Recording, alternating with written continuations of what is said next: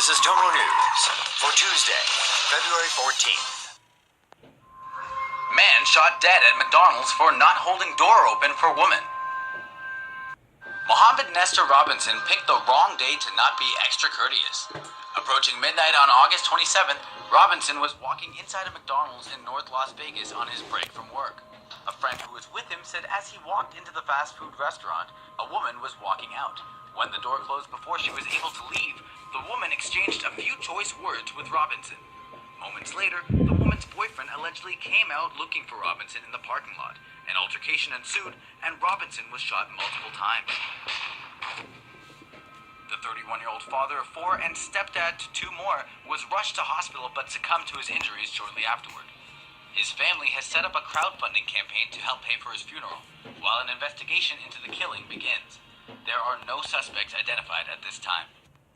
Husband skips out on dinner. Wife threatens to kill his friend. In Taichung, Taiwan, a Mr. and Mrs. Lee had an argument, and Mr. Lee stormed out and went to a friend's place to cool down. When Mr. Lee did not return home for dinner, his wife came to the conclusion that he was cheating on her and rushed to the apartment building where she knew the friend lived. She began screaming for her husband to come home,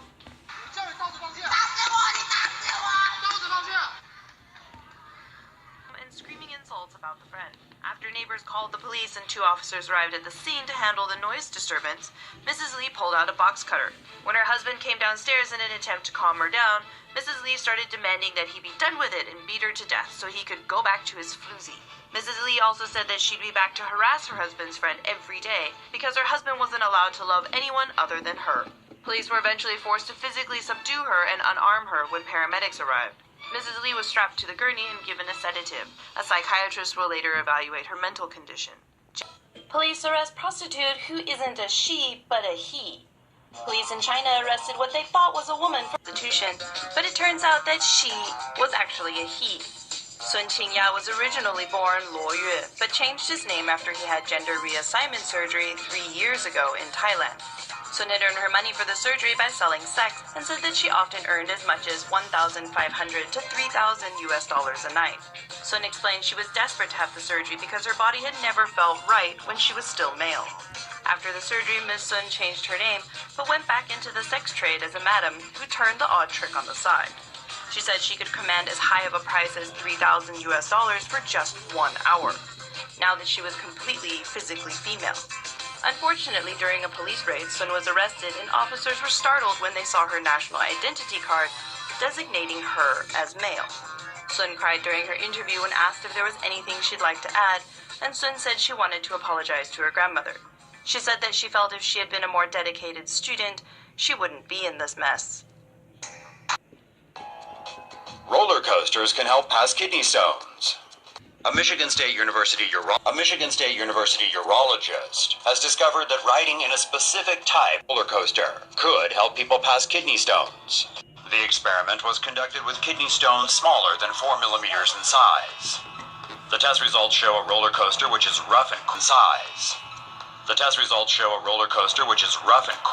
with some twists and turns could successfully help patients pass their kidney stones. Whereas roller coasters that are too fast with upside down or inverted movements would not have the same effect.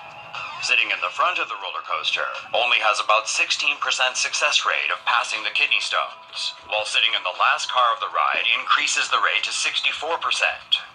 Thunder Mountain Railroad at Disneyland has proven to be effective, while the Space Mountain and Aerosmith's Rock and Roller at the theme park had no effect at all. So make sure you pick the right ride when you visit the amusement park for your kidney stone treatment.